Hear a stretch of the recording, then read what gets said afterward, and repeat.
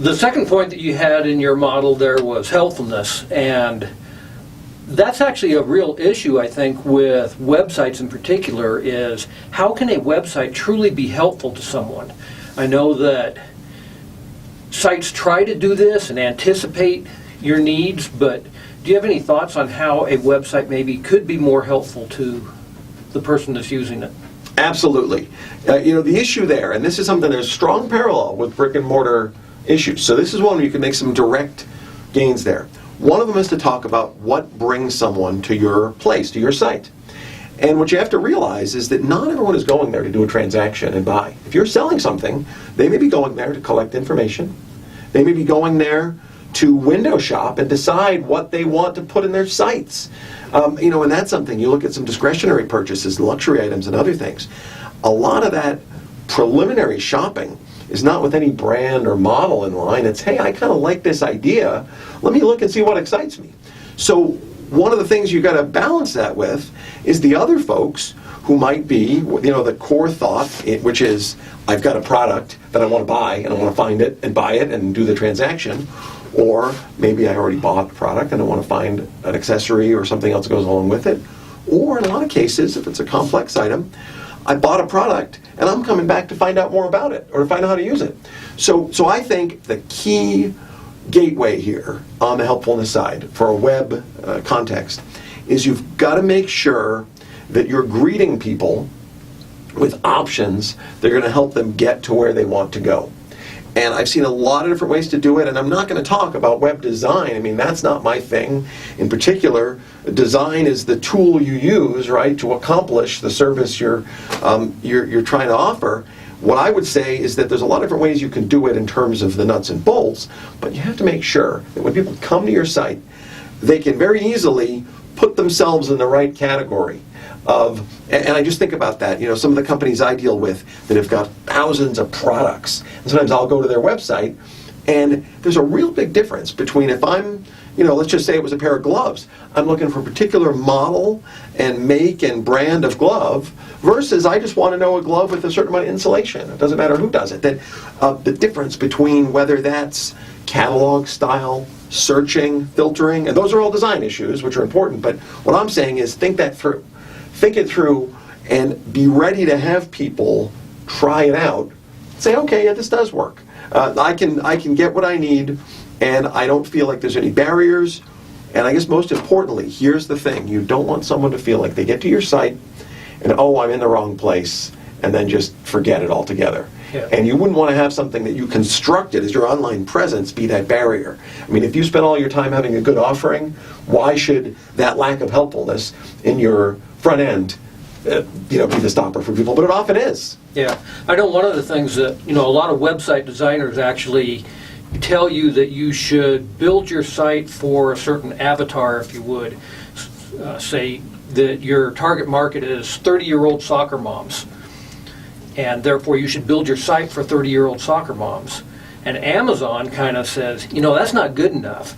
We want to build our site so that every person that comes there feels like this site was built for them. So things that you have looked at in the past, searches that you've done not only on Amazon but elsewhere on the internet, all play into what gets presented to you when you visit Amazon. So that's a huge helpful factor. Great example, and I think that you've obviously done a lot of work related to Amazon's model.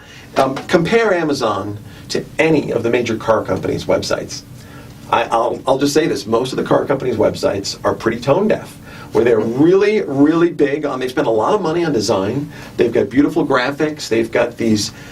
Some of the most amazing photography and motion picture capture in the world happens for the auto industry. They really can make those cars look great. But those same things about, what are you looking for? What brings you here today? Very, very tone deaf, to the point where that they're dragging you into a request for your zip code long before that really is appropriate. And when maybe you say, I'm going to go to a third-party site because I was just trying to see mid-size SUVs. Right. I don't need to give my zip code yet. Even that. So yeah, I think that's a good example of saying, we've got all different sorts of things. We've got your previous activity. We've got things that people who shopped for what you're shopping for also want it. We've got lots of different avenues you could do to maybe offer up something that's of use to the individual. Another thing, when it relates to helpfulness, that I think is really critical is if somebody walks into a brick and mortar store, a salesperson is usually there to greet them, and if somebody has questions, they can answer questions for them and so forth. One of the things that people have tried to do to mimic that a little bit on the web, I think, is these online chat boxes, which may or may not be effective, but one of the things that I think really is effective is the use of video, like what we're doing here today. If somebody visits and is looking for a particular product, it seems like having a salesperson walk out there, and you used the glove example earlier, and be able to tell you about these gloves and why they should buy these gloves versus another set of gloves. I mean, it's your website. You are the professional. You are the one that knows about your product. Tell people about it just as if they walked into your store. Funny that you mention that. As a consumer of web content, those little chat boxes and the live chat, that is one of those things to me that when I first saw those, I was so excited about the idea they'd be able to help me. But here's what I've experienced, and probably most other people have experienced as well. I generally see two versions of those. I see a intelligent system trying to mimic a human that is trying to get you up to a certain point, and then it gets thrown into a queue where someone tries to answer. Or, and sometimes as stage 2 of what I just described, you see a human who's mostly just got a script or some bullet points, because they're being that online chat response person for hundreds of sites. They're not sitting there. I mean, the thing that really just burns me is when it says, "I'm online now, I can answer your questions," and it's Kevin. There's a picture of Kevin. And it's not Kevin, and then he's not, well, yes, he's online now because he's online for 100 people. Let's switch to the other thing you said. I love informative little clips, and a company that I've purchased products from, it's called Waterfield Designs, and their website is sfbags.com. If you go to that site, and I have no professional connection with that company, I'm just a customer of theirs, they've got little videos related to the most frequently asked questions for each product. Because if you're buying, they sell business and travel bags, so briefcases, backpacks, and such.